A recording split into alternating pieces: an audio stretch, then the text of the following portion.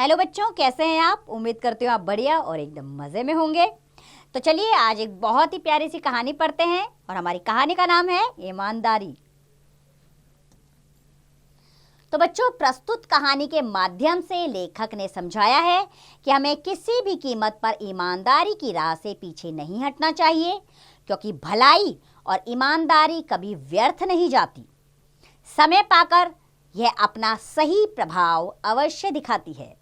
इसलिए प्रत्येक मनुष्य को भयंकर विपत्तियों के आने पर भी ईमानदारी के सही रास्ते से एक कदम भी विचलित ना होकर अपने पथ पर बढ़ते रहना चाहिए। तो चलिए इसी के साथ अपनी कहानी को आरंभ करते हैं हम। तो किसी शहर में जुम्मन नाम का एक कबाड़िया रहता था। कबाड़िया यानी कि पुराना सामान बेचने वाले को कबाड़िया कहते हैं। वह बड़ा गरीब था, पर था बड़ा ईमानदार। अपने ग्राहकों से कम या अधिक दाम ना लेता था। दूसरे कबाड़िए 8 आने की चीज को 2 रुपए में बेचा करते थे, किंतु जुम्मन इतना अधिक दाम लेना पाप समझता था। 1 रुपए की वस्तु पर 8 आने से अधिक मुनाफा कभी नहीं लेता था। इसका परिणाम यह हुआ कि उसकी दुकान खूब चल निकली। आरंभ में तो वह मजे में रहा और उसका तथा उसके घर का निर्वाह होता गया।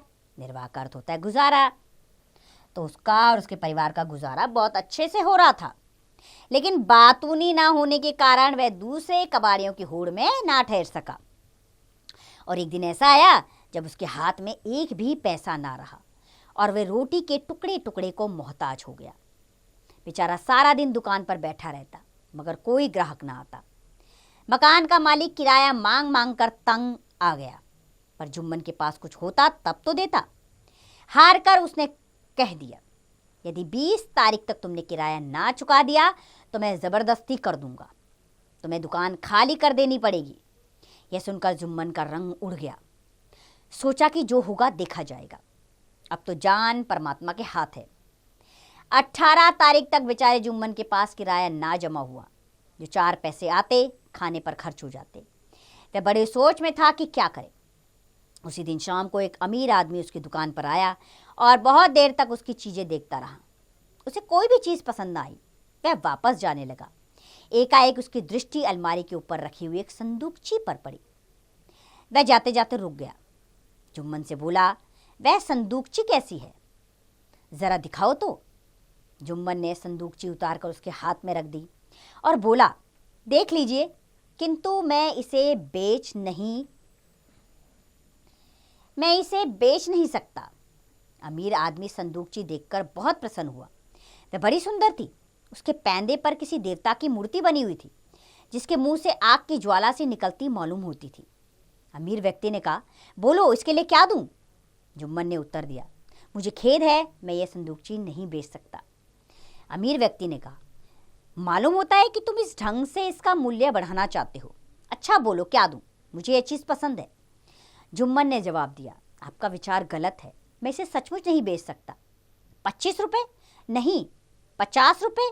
जी नहीं। अमीर आदमी ने थोड़ा रुक कर कहा, अच्छा 100। उस दिन जुम्मन 1-1 रुपये के लिए मोहताज था। अगर उसे 100 रुपये भी मिल जाते तो उसका सारा दुख दूर हो जाता। किंतु उसने फिर भी यह उत्तर दिया, महाशय, सच तो यह है कि यह संदूकची मेरी नहीं है, फिर मैं इसे कैसे बेच सकता हूँ? अमीर आदमी ने कहा, संभव है तुम इसे बेचने के लिए तैयार हो जाओ, इसलिए मैं एक बार कल फिर आऊँगा। रात को जब जुम्मन घर गया तब उसकी पत्नी से बोला, तुम्हें याद होगा 5-6 साल हुए हमारे पड़ोस में एक लड़की थी जिसका नाम नईमा था। जब उसकी माँ मरी थी तब उसे हमने कई सप्ताह यहाँ ठहराया था। पत्नी ने उत्तर दिया, हाँ हाँ, मुझे घटना अच्छी तरह याद है। जुम्मन ने कहा, शायद तुम्हें यह भी याद होगा कि वह अपनी संदूकची हमारे पास छोड़ गई थी।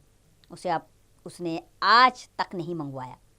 आज उसे एक अमीर आदमी खरीदना चाहता था, मगर मैंने नहीं दिया। क्या देता था? 100 रुपये देता था, शायद इससे भी अधिक दे देता। तुमने बड़ी भूल की, उसे बेच देते तो रुपए काम आते। पैसे पैसे के लिए दूसरों का मुंह देखना पड़ता है। हमसे इतनी ईमानदारी कैसे निभा सकेंगे? और अब उस लड़की को उसकी ज़रूरत भी ना होगी, और यह भी तो नहीं पता कि वह जीती है या मर गई। जुम्मन ने उत्तर दिया, यह सब कुछ ठीक है, मगर जो चीज़ हमारी नहीं उसे हम कैसे बेच दें? तो परसों किराए का क्या करोगे? जो होगा देखा जाएगा। वे दोनों बात ही कर रहे थे कि इतने में द्वार पर किसी ने आवाज दी। जुम्मन ने द्वार खोला। एक स्त्री अंदर आई। जुम्मन ने देखते ही पहचान लिया, वह वही नईमा थी। नईमा ने कहा, तुम्हारे पास मेरी एक धरोहर पड़ी है। जुम्मन ने उसी समय जाकर दुकान खोली, संदूकची लाकर नईमा के हाथ में रख दी। नईमा ने उसे खोलकर उसके पैंदे पर हाथ फेरा और जुम्मन से कहा, जरा चिराग तो लाना। जुम्मन चिराग लाया। चिराग का अर्थ है रोशनी की उसमें। नईमा ने उस बनी हुई तस्वीर के सिर पर हाथ रखकर जोर से दबाया। पैंदा दबते ही ऊपर उठाया। उसके अंदर से एक कागज निकला। उसमें लिखा था, हमारे मकान में वृक्ष के नीचे एक बर्तन दबा है, उसमें 1000 के गहने हैं और जब तुम्हें आवश्यकता पड़े निकाल लेना। यह नईमा की माँ के हाथ का लिखा हुआ था। नईमा ने अपने मकान का द्वार खोला और वृक्ष के नीचे की जमीन खोदी। सचमुच गहनों से भरा हुआ बर्तन निकल आया। वह प्रसन्नता से उछलने लगी। यह देखकर जुम्मन ने कहा, बेटी, आज एक अमीर इसके 100 रुपये दे रहा था, किंतु मैंने बेचने से इनकार कर दिया। अगर बेच देता तो बड़ा भारी पाप होता। नईमा को इस ईमानदारी पर बड़ी प्रसन्नता हुई और कहने लगी, यदि तुम यह संदूकची बेच देते तो मेरी हानि क्या, बिल्कुल सत्यानाश ही हो चुका था।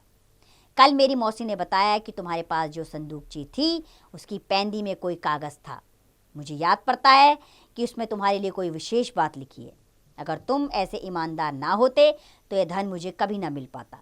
इसलिए मैं चाहती हूँ कि इनमें से आधे गहने तुम ले लो। जुम्मन के बहुत इनकार किया किंतु नईमा ना मानी। जुम्मन को ज़बरदस्ती आधे गहने दे दिए। दूसरे दिन वह गहने बेचे गए तो जुम्मन को 750 रुपये प्राप्त हुए। यदि वह अमीर आदमी के हाथ संदूकची बेच देता तो उसे केवल 100 रुपये मिलते। इस प्रकार उसने अपनी ईमानदारी का दामन नहीं छोड़ा और पुरस्कार स्वरूप बहुत सा धन प्राप्त किया। तो बच्चों, ईमानदारी और आत्म संतुष्टि का फल एक ना एक दिन जीवन में ज़रूर मिलता है, जैसे जुम्मन को मिला। उसने अपनी ईमानदारी की राह नहीं छोड़ी, चाहे वो कितनी भी समस्याओं में घिरा हुआ था, लेकिन किसी और की चीज़ पर हक जमाना उसने ज़रूरी नहीं समझा। तो अवश्य एक दिन उसको उसका फल मिला। उसका जीवन पलट गया और उसके जीवन में वो आनंद वापस आ गया जो खो गया था। उम्मीद करती हूँ ये कहानी आपको पसंद आई होगी और कहानी के अंदर छुपी हुई सीख आप भी समझ गए होंगे। बस आप भी सच्ची ईमानदारी की राह अपनाइए और अपने विकास के पथ पर अग्रसर हो जाइए। अब इसका अभ्यास कार्य स्वयं कीजिए।